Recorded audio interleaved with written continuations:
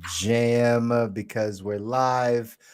What's up, everybody? Welcome back to another week. This is the Good Life Visual Audio Podcast. As always, I got Kabi here in the building. Say what's up.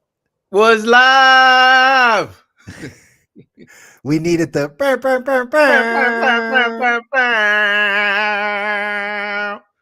Oh man, it's good to be here. I had to move a mountain and drain the sea to get here. We got to celebrate. And man, listen, I don't know about you, but I'm excited to talk some insurance today. I don't, I don't think anyone in the history of anything has said that. Like, yeah, I'm looking forward to talking about insurance today. But in fact, that's what we are doing. Because again, this is the podcast where we're talking how to design your life with extraordinary health, extraordinary wealth, and all the other components of mindset that come into it. And today we do have another good one. We got another one. I wish I would have known the episode of the last life insurance talk, but it was probably 50, 60, probably episode 30 something, It was a couple of 35 decades ish. ago. Yeah, it was like episode 35 ish, 36 ish. I don't know. Hembo, you could put it up. There you go. But we got a chance to talk about life insurance, and now we are back specifically for today's episode because September happens to be Life Insurance Awareness Month. So at the time of recording this, it is September, and we are in the midst of this month where we are making people aware of life insurance. So that's the conversation today. It's not always the fun topic, but I'm gonna hopefully shed some light on some things because I think it's just worth having the conversation. We all know that, or maybe we don't all know. Let me start by posing the question, Kabi. When did you hear about life insurance? How did you kind of think about it? Did you know it was a necessity? Did somebody have to tell you you should have this? What was your first encounters with life insurance? My first encounter of life insurance was to true crime novels, where not novels or shows like Dateline, or people were being murdered for life insurance, and I was like, Hmm. God damn, I don't know if I want life insurance in my relationship. This seems this seems tragic. So that was my first exposure to it. Obviously, not the very positive one, but then later on, after college, when I was trying to get my financial life in order, realized that the honeymoon phase of life, 4 years where you can just count on the government to give you money you didn't earn, to go to school you probably aren't going to use, and now I had to get my stuff in order. That's when I started to hear about life insurance. And man, listen, quite frankly, the first person I learned it from was you know who Uncle Dave, huh? Uncle Dave. Yep. That book, Total Money Makeover, man, changed my life, and it was the first one that was actually laid it out. That was like, hey, you should get life insurance if X, Y, Z. I was like, oh, okay, so this is not just for spouses who are trying to, out their partners to get all this money. It's actually relevant to everybody. So Mm. that was my long about way of coming about life insurance. And yeah, man, now we're Listen, here. that is a way that a lot of people actually do hear about it. In all honesty, it is some form of negative fashion. So and so tried to kill their spouse for the life insurance money. So and so tried to kill their grandparent for the life insurance money. It's definitely a story, a side of the story that's out there, right? And hopefully people don't take it as that being the only reason someone would have it. But again, how we get introduced to it is important. We talk a lot about on the show about awareness and just, being aware of certain things. Sometimes you don't know what you don't know. And sometimes you get introduced to things and you don't know what their proper benefit is for, what the proper usage of it is for. You just hear it from someone or, to kind of take the information as it comes. So that's what, I want to clear up a little bit of that stuff today. Not going to dive into too much because again, I want you to go back to that episode. Again, Hembo, put it up here on the screen, whatever that episode is. because that's where I really broke down. I remember we really broke down all the differences and the different types of insurance and why you would use it and all the details of it. So you can go back and listen to that one. But for today's show, I really just kind of want to talk about some of the more, I don't want to say controversial necessarily, but more of Oh, the, yeah, more of the topics that have people split. Right. More they have people split out there. There's in the insurance world, there's a lot of times people that fall on one side or the other. And we're going to talk about your Uncle Dave for a little bit, right? We'll talk about your Uncle Dave and which side he sits on, right? And why he might sit on that side.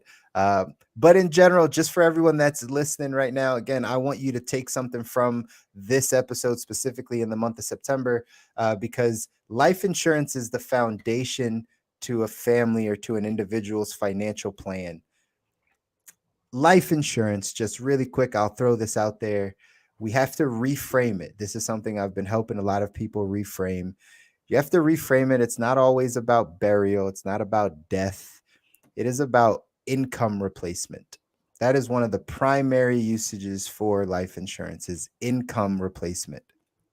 So, if you are making an income for either yourself or your household, your income is required to run that household or to do the things you want to do in life. And having life insurance is going to give you the ability to protect that income. And in the event you are not here or the breadwinner is not here, that insurance company is now going to be able to pay to make sure that the monies that someone was going to bring in stays in the family. So it's literally income protection or income replacement. I've given this example to some people that have young children before they get insurance, and I say, hey, listen, if you make $50,000 a year and you do that for 20 years of your life, you're going to make $1 million. So it's likely that everyone, most people, will make $1 million in their lifetime. Because if you just, I mean, from 18 to 38, if you worked for is that those, before or after Uncle Sam takes his cut? well, well, before he takes his cut, right? Gross income. Everyone will gross $1 million, right? Meaning of earned income, like things that you've earned, but you won't see that $1 million normally. You won't take it all home, but most people will actually bring in that amount of money. So, God forbid you were to transition or you were to pass away earlier than expected. Yes, family is out of a loved one. That's the hard part, right? We're out of a husband or a wife or a daughter or a son or a mother or a father, like whatever. We're out of a loved one. That part is important to mourn and grieve. But the other thing you're out of is you're out of their income and their income earning potential, right? Their income and their income earning potential. And those things are what needs to be protected to make sure those things continue to stay in the family. So people should have 5 to 10 times their annual income in life insurance protection. It's just a good ballpark. So make 100 grand a year, you should have anywhere between 500,000 to $1 million, just in case you pass away and 5 to 10 years worth of your income is being left behind to your family so they can figure out what to do now that you're no longer here. That is one of the primary reasons that we need life insurance. And it's really just for income protection or income replacement. Is that a way that you've heard about it before? Could be.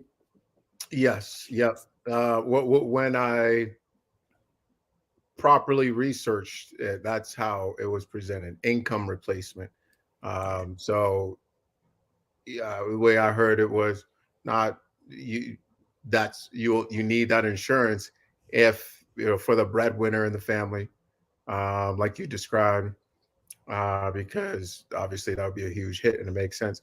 I don't know if you're going to go into this, bro, but another way I've heard about it, particularly described, I forget who exactly, but maybe people like Earn Your Leisure, who have described it as like kind of like a generational come up, right? Hmm. So if that makes sense, so people, and particularly in our communities, getting life insurance on the elders, and that being not just for the burial, but also a way to level up the entire family situation when that elder passes.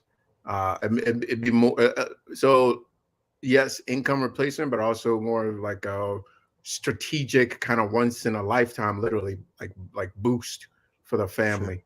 I Yeah. don't know if we're gonna go into that at all. I wasn't, but I'm glad that you brought it up because I've heard strategies like that come out. And again, that's what we're doing on this show is just kind of talking about some of these strategies that you might have heard of. And that's definitely a strategy. The way that they talk about it is, like you said, kind of this like once in a like one opportunity to kind of boost our family's financial position.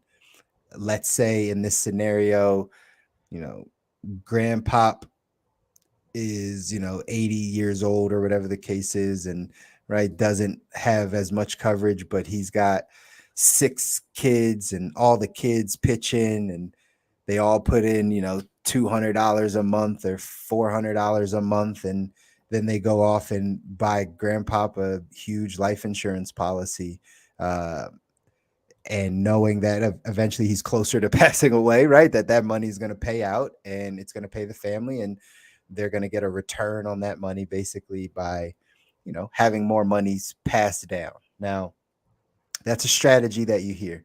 Here's oftentimes why that strategy doesn't work is because life insurance only deals with your age and your health. The younger you are and the healthier you are, the less you pay. The older you get, the more unhealthy you get, the more you're going to pay. For people that are older, 70 plus, there's a lot more limited options when it comes to life insurance, right? Companies know, these insurance companies are very smart. By the way, insurance companies are the most solvent companies, right, in the world. Like they back the banks, so they're really vetting. Like they obviously have enough money, but they're vetting that, like, okay, is this person high risk, not high risk? Because we don't really want to have to pay all this money out that quickly. We want our premium so we can reinvest the money, yada yada. That's how they make it. So they're really trying to figure out, hey, this person's 72 years old. They're not going to have a lot of options for life insurance policies. Not to mention, what is grandpop's net worth? These are the types of questions that are on insurance applications. What's his net worth, and or what's his annual income? So if grandpa doesn't have a high net worth and only owns like a house, and then really is retired and not really making a bunch of money, to be truthful on that application, they might not allow grandpop to get a lot of coverage because he's old. They He doesn't already make money. He doesn't have a lot of assets to protect. So they're trying to figure out, like, well, why would we get him this $1 million of life insurance at age 70, which is going to run him $4,000 a month, even if he could pay it? Why would we do that? So that's why sometimes that strategy that you hear, that I've heard before too, it doesn't actually play out that way. It doesn't always work that way. Really, it is the right strategy, but not on the back end, not where it's like, oh man, we're kind of late. Let's go pitch in so we can make this move really quick. But this is how we should all be thinking long term. You should try to have the largest life insurance policies so that you can pass down more and more monies. At the end of the day, the higher that your net worth, the different reasons why you would use life insurance. One of the key features of passing down life insurance, if we're going to talk generational, is that it's the only way to pass down the tax-free money. Right? Everything else will naturally get taxed by the estate, just on transferring, right? Whether they be accounts or assets, they will be taxed. Life insurance is a tax-free benefit. So if someone has a $7 million life insurance policy, meaning their death benefit is $7 million, their beneficiary is getting a $7 million check. No taxes. No taxes need to be paid on that. No taxes come out of that. It is the only way to actually keep passing down that tax-free money on that side. So that's one of the benefits to having it, is making sure that you can actually get it to the people that need it.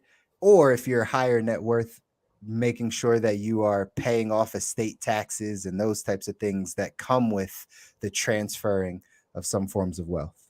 So you're saying two things. First, um, to your point about how diligent these companies are about vetting their investments, essentially, right? Hmm. It's really interesting to me. I have a friend who's probably one of the most brilliant mathematicians I know, and I worked with him at when I was a teacher. He was doing his PhD in like mind numbing mathematics. All right, so and he now works for an insurance company. He's an actuary. Actuary. Yes, yes, yes. So he goes in and he just dances with numbers and all this stuff and to put and they pay him a hefty sum to make sure that they make even heftier sums. So that's really interesting. That's right. To your point there. And then at the other point, you said it's the only tax-free transfer or one of the only tax-free transfer. Can you expand on that? Yeah. So it from a product standpoint, that life insurance benefit is going to transfer to the next, right, the beneficiary, completely tax free, outside of having business entities that transfer or trusts that transfer down. From a product standpoint, that's the only product that's going to pass to the next of kin tax free. Right. Compared to what other products? Right. Any other savings and invest, any other vehicle that would transfer uh like cash, like actual like money down, right? So like people Real that have, estate, cash, stocks, bonds, things. Are those the type of things? correct, Okay. correct, right? And Metals. yeah, because all, I mean, all of that's owned by the estate, and so the estate will be taxed, Okay. right, upon somebody transferring to the next of kin and like passing down, right? If family owns properties and coins and metals and all that type of stuff, on the transferring of the estate, on passing down the estate, there's going to be estate taxes on it. Got it. So Got it. anything that's inside of there is subject to that, right? It's all Yeah. formulated in there. And is that a state tax? Is that with the state, federal, both, municipality? Uh, how many times? How many people are dipping their hands in there? And who's? That's a good question. I'm not an expert on this one. We might need an estate planning attorney and or a CPA. Let's do it. Uh, but that's probably, there's going to be multiple hands in there. It's going to be the federal tax, your state, or like your whatever the local jurisdiction is. All of them have their hands in the estate tax side of things. But to get like specifics, we probably got to get an estate planning attorney, or even Hembo, let's make even a sure we mark that down. Let's get a CPA, an estate. What was it? An estate attorney. estate attorney. A state Yeah, attorney. yeah. Let's go ahead and get all of those people plus Dr. Seuss. Uh, but let's get some of those folks on there so we can ask, because as we get going here, I know I'm asking all types of research based questions that I'm sure people would love to know. So we'll definitely get that in there at some point. Absolutely. And that's the type of stuff that's important to know, because we only normally go through that process once or twice in our lifetime, right? Like we Yeah. might not see that happen too often unless you're in the industry or whatever the case is. Right. So you're not going to have all the information. You're not going to kind of know it unless you get the education or somebody that you're close to gives you the Yeah. education around it. Yeah. So very critical, very critical. Along that lines as well, before we get back to insurance and dive a little bit deeper along those same lines, Emma, we should definitely get a probate attorney on Hmm. here as well. That's something that a lot of people face more than we like to talk about. That they have no idea what to do until the time comes, and then I was pretty deep into that world on the real estate side. Hmm. So it'll be one that I would love to dive into because it will face somebody who's going to see this. The chances are it will face them. If Steve Jobs estate can go through probate. Ours or somebody here will probably probably Absolutely. face that at some point in time. But getting back to insurance, there was No, I that have my that questions, but I would love to see where else you want to take it. no, I was just gonna say that side, just what you said about the probate side is really important too on an estate planning side of things, because people don't know that, right? Basically, your stuff gets seized, and you have to go get it back from the government, right? Like, it's not just yours free and clear. Like, we don't just own this stuff. You actually have to go get it back, and that's where having a will, having a trust, specifically having a trust, will help you avoid some of those types of things. But all of it's education, ladies and gentlemen. All of it's education. So that was Say, my two well, cents. yeah, yeah, absolutely, absolutely. So, what specific question did you have? I had a couple other ways to go, but let's just take a couple of your specific questions. Could be, I was going to get into the number one, which was cash value life insurance versus term, because that's, I know your uncle Dave. We have that conversation. But tell me where else, what other questions you have that are pressing? Well, let's deal with some of the fundamentals. I mean, we talked about it being replacing income, Hmm. but some of the questions around it, such as at what point one should pursue it. If there's only two individuals in the household, should they pursue it then, or should they pursue it when children are involved? Yeah, Should how much should they be looking to get? good Where do question. they go? Where should we be going? What's maybe what does the process look like? Hmm. Right. I know when I first looked into it, what I heard versus what I hear now, it seems very different as to it seems like the process has changed. That Hmm. may or may not be true. Yeah, I'll maybe covering some of Yeah. those fundamentals before we get into the controversial. Yeah, that's dope. I'll actually cover all of those because that's a pretty basic information that I think people could benefit from. So let's take the standard couple that doesn't have children yet and is just married, and they're in their late 20s or whatever the case is, early 30s. And the question comes up of like, should we look at life insurance? So I'm not saying this as being biased, but absolutely, the earlier you look at life insurance, the better, specifically because life insurance only deals with your age and your health, like I said. And the younger you are, the less you're going to pay. Okay. So we always want to give ourselves the chance to have the best possible life insurance product, meaning getting the most coverage for the least amount, or right, being able to get approved for the policy that fits us the best.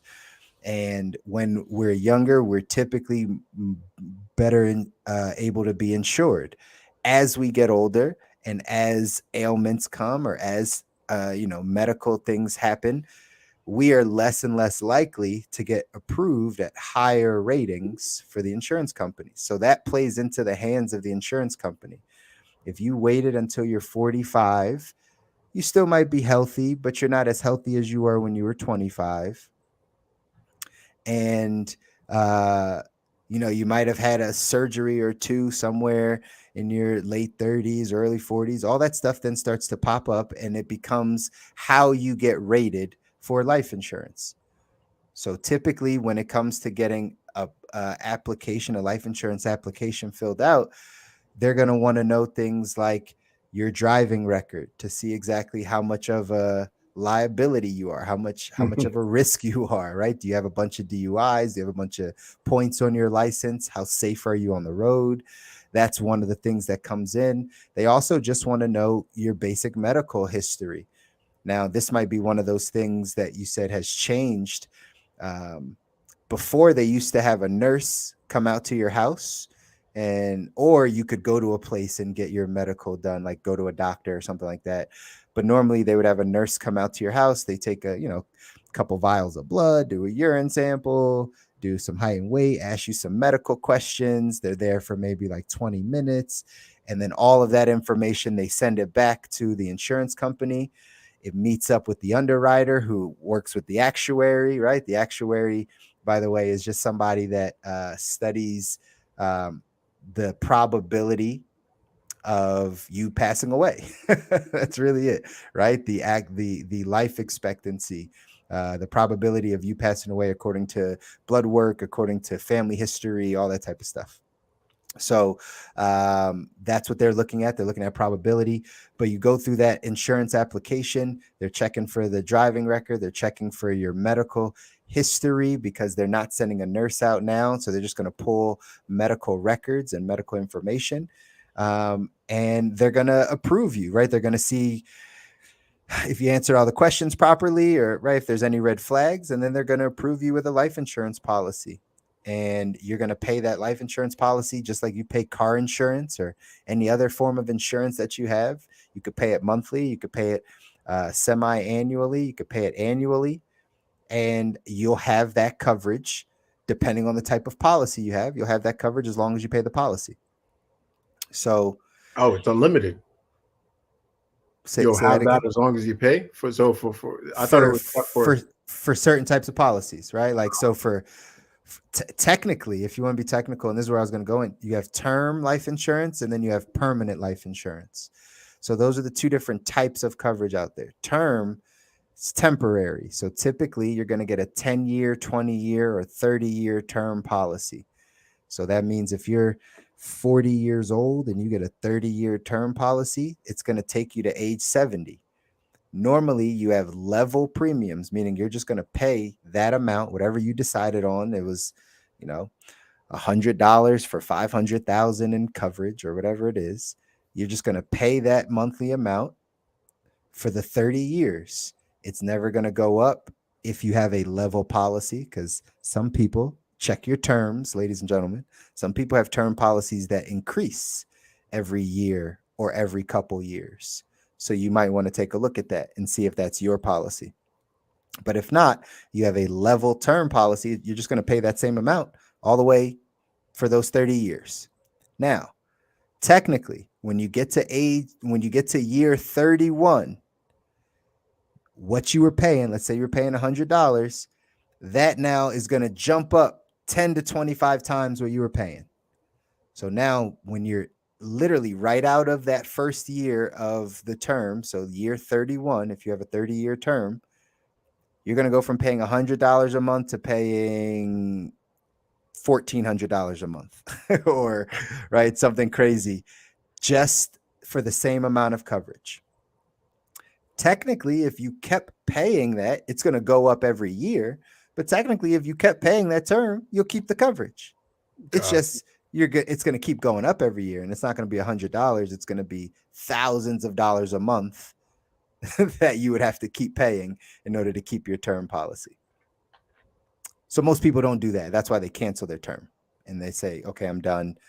I'm not going to pay this amount. And I'm either going to be, and this is where we'll get into Uncle Dave, we're either going to be self-insured by that point, or we're going to just go get some burial coverage, something that just like allows us to have some burial, final expense. Did that explain it? Did that explain the? It did. It did. It did. Process. It did. So what else should one know? Is there like too young? Is there like a too young? If you're talking about 30 years and I'm 20, all right. Is that like too young? I don't think there's ever an age to be too young to be protected. We all know people that have passed away at every age, right? Sure. Right? Like, at the end of the day, it's just protecting your income, protecting your life, so to speak, right? And what you're about to go off and do. So before the age of 18, any juveniles, people that are under the age of 18, you only have access to permanent life insurance, right? So a child, a 15-year-old cannot get a term policy, right? You have to be protected permanently if you're under the age of 18. And those policies, if set up properly, again, all this stuff are if it's set up properly, if you're putting enough money in, well, that could actually grow for that child so that they might never have to go back and get life insurance ever. And they might have enough that continues their life insurance even when they're an adult, right? So if it's set up right for somebody, they might never have to go back. And it could start very young. My daughter got a life insurance policy when she was 6 months old, right? Because it works as cash value, right? She's able to grow money. And again, she may never have to go back and get a life insurance policy ever again for the rest of her life, potentially. Now, are those level as well? Does one, basically at 6 months, right? You got a whole lot of life ahead of you, right? Mm-hmm. So, am I able to lock in a rate for the rest of her life? Mm-hmm. If you set it up early enough, you can lock in a rate for her entire life. Like literally, I think the illustration shows like if we pay $60 a month, if we chose to do it until she was like 60 years old, she'd have like $1.2 million in there or something inside of her cash value. And in the policy we ever set up in, which is called an IUL, an index universal life, she's going to get both, right? The beneficiary would get both the cash value and the face amount, right? So that policy is just growing over time.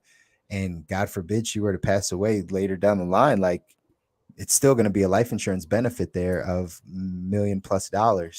So, uh, yes, if you can lock in that rate earlier rather than later, and the nuances of the policy, right? The cost of insurance inside of it may still go up a little bit, but because you've been growing a cash value and what you've put in is still earning interest, those things outpace the amount of cost of insurance that's in there. Again, if structured properly.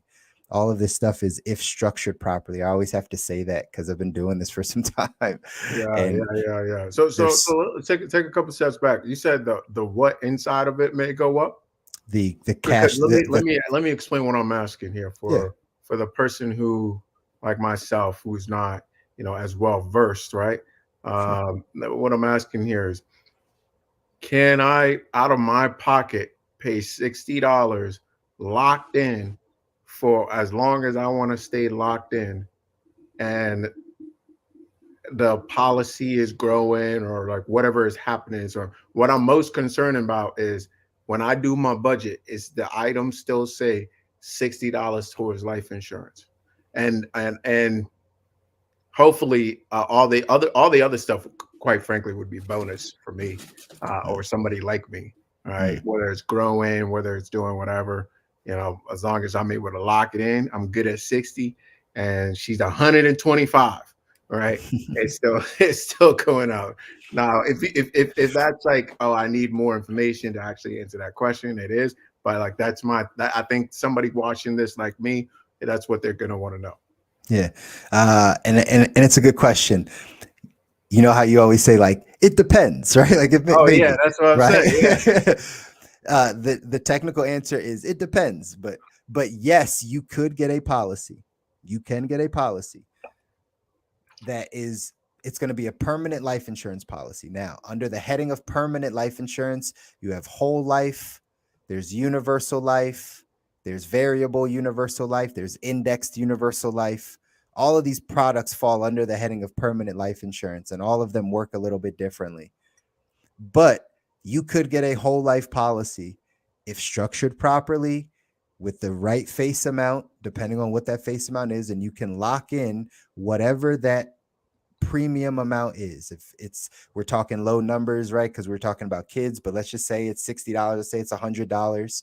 You can literally just pay that $100 all the way out, or right, as long as you want to. Typically it's going to be, if it's a whole life policy, you're paying it 20 plus years probably, right? But you can pay that, and that $100 or 60 or whatever number we said, it's not going to go up or go down. That's all you are going to pay every single month for the life insurance. So the answer is yes. Got you. Got you. Inside of that policy, this is why it depends, because inside of that policy, what's actually happening is the cost of insurance, how much it costs to insure you in that policy, will incrementally go up every year. That's what's actually happening inside of the policy. So if designed properly, you should already have blown past, like, again, by the time you're 92 or whatever the case is, you should have already either paid for enough insurance that it's paid up insurance. That's what whole life does, right? It pays up your insurance. Or you've grown enough cash value that the cash value inside of that permanent policy is growing so much that whatever is coming out for cost of insurance doesn't even factor in because you're growing so much more interest over top of it. That's the technical nature of these permanent policies. But again, to answer the question, could you just have one premium and just pay that all the way out and have coverage? Yes, you can have a policy like that. Got you. Got you. So that's a little complicated for me. It can get. That's why we have these conversations, and we always encourage, right? Meet with somebody to talk about it, to explain how all of these work, because it's all different for every person, right? Yeah. It's like this could fit you, but this could fit you. Maybe it's whole life, maybe it's IUL. You just got to Sure. understand kind of what you're looking to do and how a product like this could benefit you. Yeah. The Yeah. easiest thing to know is the term side. Right. That's why most people get it, in all honesty.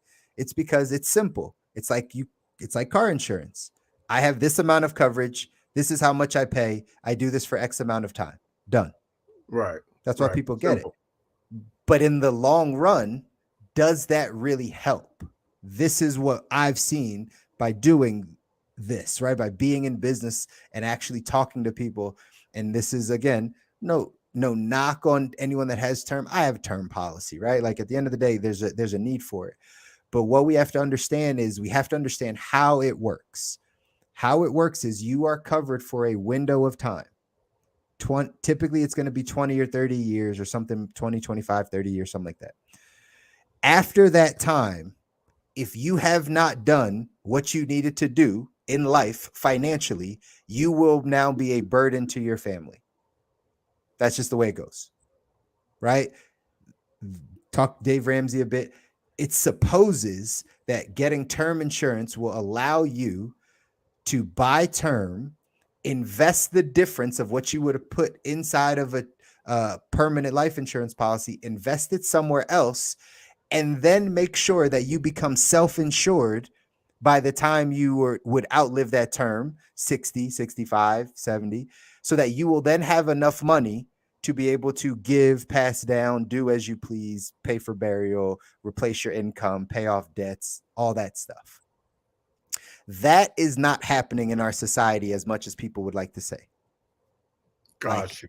The 65 and older community across the board are not as self-insured to make sure the next generations are okay than they would like to be, right? Like that's where we're at. So the strategy, if it works, it'll work. If you get term just for 20, 30 years, and then you do everything you can to make sure you have enough money to take care of debts, income, taxes, grandkids, whatever it is that you were planning on doing anyway, then that's the strategy. But if that's not it, then we're really leaving people like kind of stranded without anything if all we did was go term. See, like it's aspirational for us to say, just get term and then be good. But that doesn't fit everybody because there's a group of people, our community specific, that might not be self-insured. Considering the average, the median 401k for people between 50 and 59 has $253,000 in it. So, and that's going to all be taxed at their tax rate. So if then they go, now we're going into that part of their life with no insurance coverage either, and we don't have a big retirement, like, then what financially are we passing down? We just giving them a house that's going to get taxed, right? Like what is the plan of generational? That's why there's a need for the permanent side of life insurance to say, you know what, I care that even if I go at age 80, I'm going to make sure my child has $100,000, $250,000, $500,000, no matter what. Not just if I pass away in this window of time. And if I don't pass away in this window of time, it's kind of on me to figure this thing out. Right. Right. Got it. Got it. Got it. Got it. So again, like you say, it depends. That's All right. right. It depends. And now let me backtrack and ask you this question. Why do you think that the 65 and up community, as you said, well, one, how many, I guess, if you know the information, how many of them are not self-insured by that age where insurance Oh, runs out? a Like, lot. are we talking about 50%, 60%? Like, what are we talking about? And I will try to get you some stats on it, but okay, I would, and before you answer that, yeah, why? yeah, Why? What's happening? yeah. Are they So negligent? Are they what's going on? Do they not know how? Does life throw them something? Like, mhm. what is going on? These are great questions. It's a combination of all those things. I got to get you the stats on it, but I would venture, and I'm not coming off of any basis, but I would venture that it's actually probably more than like 75% of of baby boomers, or like the over 60 in this country are not self-insured. So 25, 75%? yeah, absolutely. Wow. We're like, bro, people don't really understand. We're in a real retirement crisis. Like, we're in a real, like, people, we hang out in our pockets, so we only kind of see what we're around a little bit. And on top of it, that generation, Sure. they are so scared to talk about money because Yeah. that's not how they grew up. So they're not even talking about the numbers for anyone to get a real insight. But I get that. I really work with 50 to 55 and older community and lift up the hood under their financial life, because they've been working at a job forever. They've never really sat down with financial professionals. They have people that kind of help them here and there. They thought they knew. Now they're at the end of the road and they're scared. I work with a lot of them, a lot more than people think. Right. And so that number is a lot higher. Like the, or I'll say it the other way, the number of people that are self-insured that are over the age of 60 or 65 is a lot less than people think. A lot less. A lot less. Like, I'm being generous when I'm saying 25%. Like, I think it might be closer to the 15% or 10% of people over that age are actually self-insured. Right? Like, it's not the greatest. It's Yeah. not, So what's happening? What's happening? uh lack of, so what are the stuff we talk about? I talk about all the time. Lack of financial education. There's a What you hear me talk about all the time is there's a select group of people in our country that get the majority of the financial help. Typically the top 15% of Americans get the majority of financial help from the biggest companies, the biggest banks: Charles Schwab, Merrill Lynch, Morgan Stanley, Edward Jones, Vanguard, Fidelity. They are going after the top 15%. Right? Everybody else just has a very baseline understanding of money. Spend less than I make, try to stay out of consumer debt, try to save, invest money for the long haul. But where do you save and invest money? I don't know. I got to put it in this 401k or IRA. That's what they told me. Lack of financial education. Lack of financial education. Right? They don't know. Secondly, what I always say is lack of financial foundation. Lack of financial foundation. Life happens. You've played Cash Flow 101, right? Oh You've yeah. played it. So the good Do old that. doodad, right? The doodad. For people that struggle in life, it's because they have a lot of doodads and they don't know that that's a part of life. So they don't plan for it. They just literally think that it's them that keeps running into these doodads. No, that's life. We don't have a foundation of how to plan for the doodads. We don't have a foundation of how to make sure we have adequate savings and not go into too much right high interest debt. We gamble a little bit with the money as we get older. There's a lot of psychological things that start coming in when you hit your late 30s, mid 40s, and you don't think you're where you want to be or where you should be at that time. So what do? You take some risks. You gamble a little bit. You start that side business. You Go to cash out. Vegas. You go to Vegas and try to do it, right? You try to figure something out. And normally that play doesn't work out the way that you want it to. And it kind of keeps you where you are. So you just work more hours and you keep doing the same stuff. it's there's a lack of like financial education of what to do.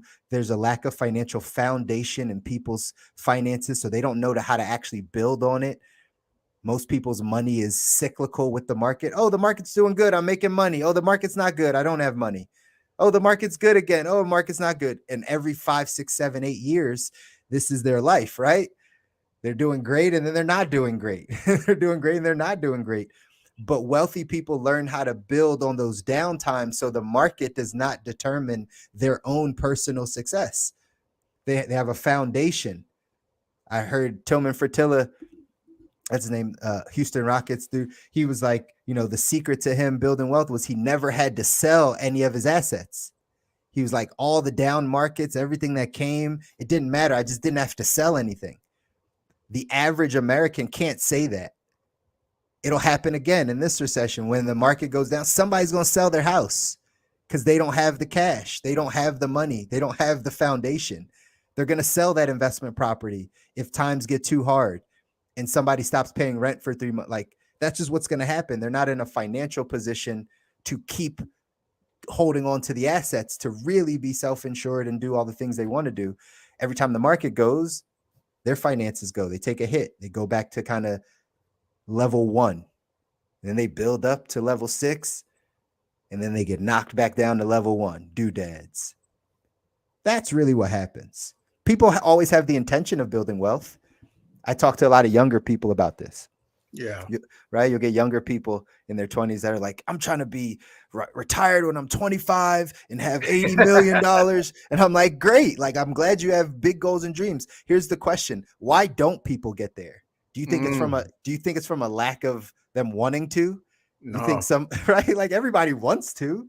Yeah. So we really have to figure out why. And it's financial education, financial foundation, not getting good guidance around money, and then just kind of rolling with the punches. And man, I think this is a great episode. We started insurance, but we're also digging to the deeper roots as to what makes it so important. And something we talk about quite often and want to highlight and connect this to this is this concept of doodads. Now, there's doodads. There's two types of doodads, and to make a contribution here, two types of doodads. There's those that are unpredictable and those that are very predictable. When we look at life, some of the biggest doodads in life are very predictable, right? College, car, place to live, whether it's mortgage or rent, weddings. So these things are very predictable, but in my experience, for some reason, they still sneak up on us. Right? For some reason, they still sneak up on us. We're unprepared. We overspend, and they kind of anchor us deeper into where we are. And unless you have been blessed enough to have, generational wealth to kind of help you get over those bumps, or you're disciplined and financially educated enough to swerve around those things, in my experience, those are the things that are most responsible for keeping people from getting to those big goals and keeping us kind of where we are, stuck in this, so that we're wishing, praying, and hoping for an athlete in the family, for a lottery winner in the family, for X in the family, rather than methodically building wealth. So that's what I was thinking about when you said that. It's so true. And right, the United States is going to be in for a rude awakening potentially, right? Again, we don't want to talk all the doom and gloom, but this is the good life, right? We want you to get to the life that you want. And you got to know, like, our country right now, not doing well financially, right? And so I heard Ray Dalio say this, that like, the country is like the sum of its parts or whatever, like the sum of the people. So like if we have a spending problem in the country, like from a country level, from an economy level, like we have spending problem individually as well. Absolutely. And we're going to get humbled very quickly because people are going to have to learn how to be frugal again and learn how to just pay and use money for the things that are necessities. And I think we have a long, like, kind of coming down this list, this road of what we think are necessities, but really are just luxuries. And to tie that all in, life insurance will eventually be back to a necessity where people realize, like, yo, this is really going to save my family potentially, right? If things get really bad, like, and we pass away and I leave, I'm the breadwinner. Like, see, we think of this out of a place of like opulence and where we are here in our society. But like, imagine if you were on the other side of a depression and we're coming out of 20 years of a depression and economy's not where it is and you're just scraping by, and you have a life insurance policy that pays out your family if you weren't here, that would literally give them a better life. It Right, would right, it would right, literally save right, them from like potentially not being hungry for right. a couple generations, potentially, depending on how much you leave behind or whatever. We don't look at it that way because we're like, it's we'll get $20,000 or we'll get $100,000. What's that going to do? Like, yeah, nothing now, maybe if you think of it that way, but like in the future, that might really be something that saves your family. And life insurance is one of those things. Like, you can't get it when it's too late. Like Right. once you're gone, you can't go back and get it. So Can't you do got to it. make sure you have it. Man, listen, I think there's a lot to chew on this episode right here. I'll ask the question, if somebody listens to this, they're saying, okay, didn't know that. I am clearly not protected. I'm not in the right spot. I'm not taking care of my family, whether it's just me and my spouse, or me, my spouse, and some little ones running around, or just maybe me, my parents, right, are not taken care of. What is the first step? What should they do? Is the first step reaching out to you? Like, how should they handle the situation? Give them something they can take away, something they can take home and feel good about. Dang it. Well, first off, you all know where to find me, right? So, yes, I always recommend reach out, have a conversation. I can't speak for other people in the industry or people that have this knowledge, but like I'm always open to having a conversation, even if you just had a question. Hey, this is what I saw on my insurance. Hey, what's this about? Or hey, this is something I saw on the TV. Like, what's this about? I'm more than happy to answer that question. So get reputable, right? Just good information that's going to help you down the process. Secondly, though, it's life insurance awareness month, right? So become more aware of your policy. First and foremost, if you have life insurance, four things you should know: the name of the company, how much you pay every month, what type of policy it is, and how much coverage you have. So if you already have life insurance, you should be able to rattle those things off: the name of the company that you're with, the type of policy that you have. Is it term? Is it permanent? How many years? Is it whole life? Is it IUL? 20 years, whatever, right? How much coverage do you have? So I have 100,000, I have 20,000, I have 400,000, I got a million, got 2 million. And how much do you pay a month or how much do you pay annually for that? That's the information you first need to know to become more aware of your policy. If you don't know how to answer those questions and you have life insurance, again, reach out, get some information either from your agent currently or reach out to someone like myself to help you find all that information and we can read it to you. But you got to become aware of the life insurance that you currently have. Do Your job insurance does not count, ladies and gentlemen, just so you know. Like, if you have job Mm, insurance, that's great. It's like kind of icing on the cake or a cherry on top.